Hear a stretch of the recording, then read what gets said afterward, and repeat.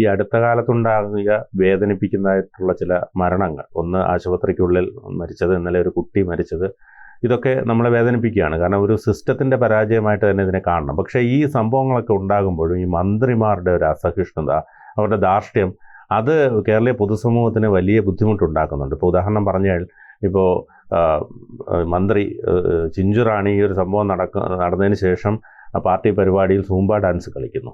അതുപോലെ തന്നെ വീണ ജോർജ് ആകട്ടെ വിമാനത്താവളത്തിൽ അവിടുത്തെ പരിശോധിക്കുന്ന ഉദ്യോഗസ്ഥരോട് വളരെ മോശമായ രീതിയിൽ പെരുമാറുന്നു.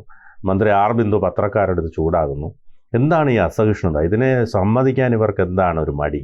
ഞങ്ങൾക്ക് തെറ്റുപറ്റി എന്ന് പറഞ്ഞുകൂടെ? ആരാണ് ഈ മന്ത്രിമാരുടെ നേതാവ്? ആരാണ് ആ നേതാവിന്റെ സ്വഭാവം? എന്താണ്? അതെ, അസഹിഷ്ണുത.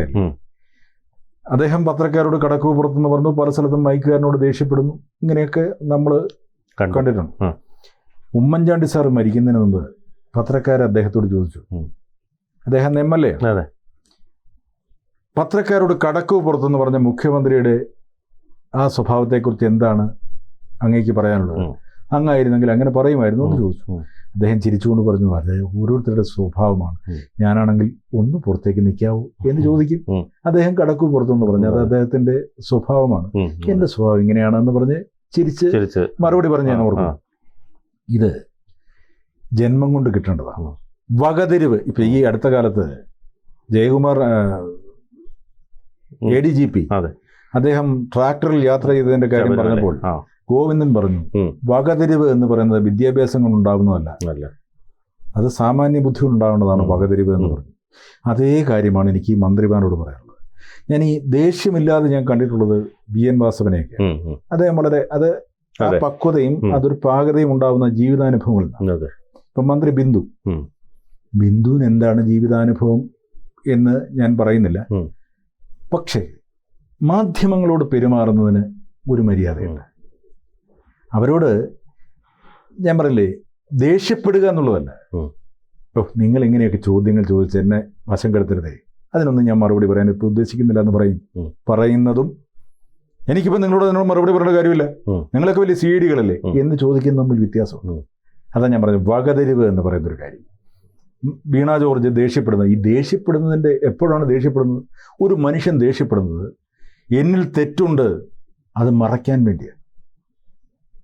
ഞാൻ നിരപരാധിയാണെങ്കിൽ മറ്റൊരാൾ എന്നെ കുറ്റപ്പെടുത്തുമ്പോൾ ഞാൻ പറയാം, കാലം തെളിയിക്കുക, അല്ലെങ്കിൽ നിങ്ങൾ എന്ത് പറഞ്ഞാലും ഞാൻ നിരപരാധിയാണെന്ന് എനിക്കറിയാം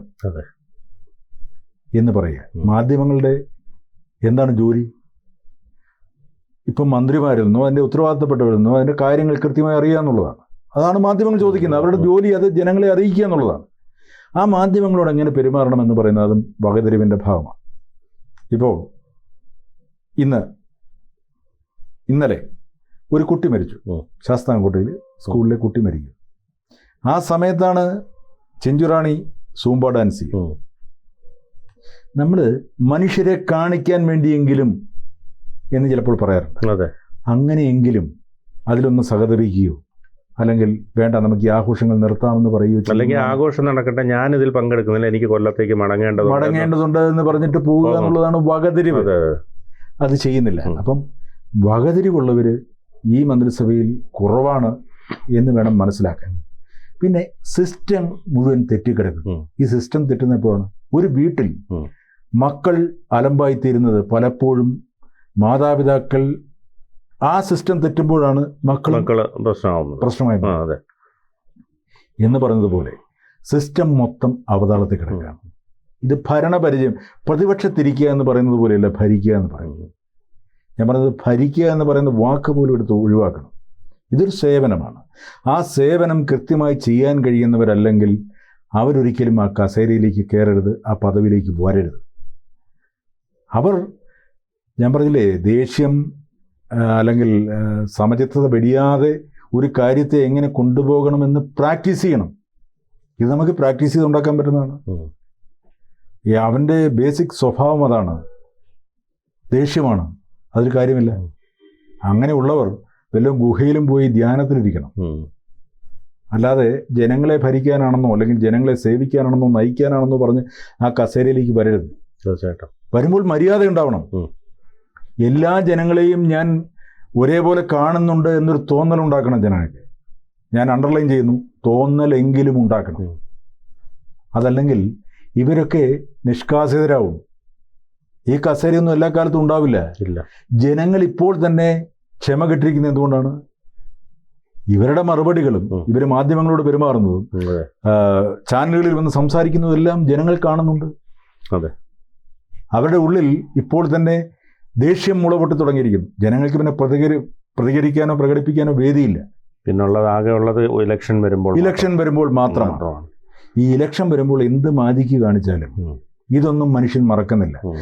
ചിലപ്പോൾ മനുഷ്യർ മറന്നാലും ഇന്നത്തെ ഈ കാലഘട്ടത്തിൽ സോഷ്യൽ മീഡിയ ഇത്ര ആക്റ്റീവ് ആയതുകൊണ്ട് എത്ര വർഷങ്ങൾക്ക് മുമ്പുള്ളതും എടുത്ത് ജനങ്ങളുടെ മുമ്പിലേക്ക് ഇട്ടുകൊടുക്കും. കമ്മ്യൂണിസ്റ്റ് ഡോക്ടർക്ക് പോലും പറയേണ്ടി വന്നു അവിടുത്തെ സിസ്റ്റത്തിന്റെ പരാജയത്തെക്കുറിച്ചും സർജറി നടക്കാത്തതിനെക്കുറിച്ചും. അതിനെയും ആ ഡോക്ടറെ കുറ്റപ്പെടുത്താനാണ് ആ മനുഷ്യൻ പഴിയേക്കലായിരുന്നു. അതെ അതെ. ഗോവിന്ദൻ പറഞ്ഞ എന്താ, ഒരു അത് അങ്ങനെ പറയാൻ പാടില്ലായിരുന്നു. അപ്പോൾ സത്യം പറയാൻ പാടില്ല. അതാണ് ഞാൻ പറഞ്ഞത്. കരുണാകരന്റെ ഭരണകാലത്ത് സംഭവിച്ചു എന്ന് മുഖ്യമന്ത്രി പറഞ്ഞു. അതെ, പറഞ്ഞു. അപ്പോൾ ഇങ്ങനെയൊക്കെ പറയുന്നത് ഒരു ഭീഷണിയുടെ സ്വരം ഗ്രഹിക്കുകയാണ്. നിങ്ങൾ സൂക്ഷിച്ചോളൂ. നിങ്ങൾ ആ പദവിയിലിരുന്നു കൊണ്ട് അല്ലെങ്കിൽ ആ ഹോസ്പിറ്റലിലെ സൂപ്രണ്ടായിരുന്നു കൊണ്ട് നിങ്ങളിങ്ങനെ ചെയ്യുമ്പോൾ നിങ്ങൾ ഭരിക്കുന്ന പാർട്ടിയുടെ നോട്ടപ്പുള്ളിയായി മാറി എന്നല്ലേ ആ സൂചന? അതിന് അദ്ദേഹം ആ ഡോക്ടർ പറഞ്ഞല്ലോ, ഞാൻ എന്ത് അനുഭവിക്കാൻ റെഡിയാണെന്ന് പറഞ്ഞു. എന്ത് ശിക്ഷയും എനിക്ക് വിധിച്ചോട്ടെ, പക്ഷെ ഞാൻ പറയും, എനിക്ക് സത്യം പറയാതിരിക്കാൻ കഴിയുന്നില്ല എന്ന് പറഞ്ഞതിൻ്റെ കാര്യം എന്താ? ജനങ്ങളോടുള്ള സ്നേഹമാണ്, ജനങ്ങളോടുള്ള പ്രതിബദ്ധതയാണ്. അതല്ലേ ഒരു മെഡിക്കൽ കോളേജിലെ ഒരു സർക്കാർ ഹോസ്പിറ്റലിലെ ഡോക്ടർക്ക് വേണ്ടത് ജനങ്ങളുടെ പ്രതിബദ്ധതയല്ലേ? അല്ലാതെ ഭരിക്കുന്ന ആളെ സൂചിപ്പിക്കുക എന്നുള്ളതാണ്. അങ്ങനെ സൂചിപ്പിച്ചുകൊണ്ടിരുന്ന ADGPക്ക് ഇപ്പം സംഭവിച്ചത് എന്താണ്? അദ്ദേഹം ഈ ഭരണാധികാരികളെ സൂചിപ്പിച്ചുകൊണ്ടിരുന്നു. അദ്ദേഹത്തിന് അവസാനം ഇപ്പോൾ കോടതി വരെ വിമർശിച്ചിരിക്കുന്നു. അദ്ദേഹം ട്രാക്ടറിൽ യാത്ര ചെയ്തു, പൂരം കലക്കി.